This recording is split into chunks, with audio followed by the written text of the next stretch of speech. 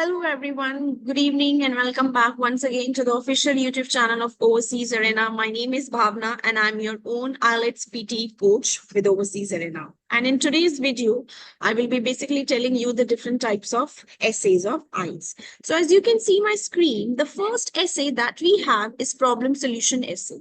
In problem solution essay, mainly the examiner asks you to discuss a particular problem and give a solution to that. So I have explained in the previous videos the structure. That is, first we start with neutral background statement, then we do the paraphrasing of the heading, and after that we write the thesis statement. So after these things are written, in body para 1 we will discuss the problems, whereas in body para 2 we will discuss the solutions, and at the last we will give the conclusions.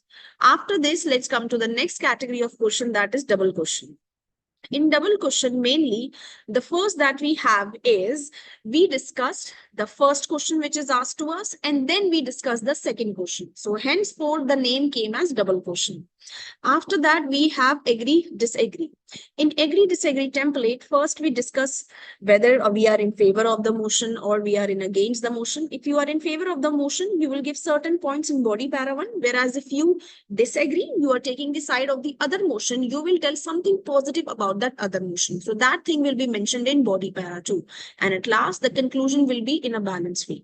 So the next category of essay is discuss both views with opinion, in which the examiner gives you both views, that some people agree that alcohol is good and alcohol is also not good for your health. So discuss both views. So you will give advantage as to why alcohol is good in body para 1 and some advantages of why we should not consume alcohol. All right. So you will be discussing both the views. So this is absolutely similar to double question, I would say.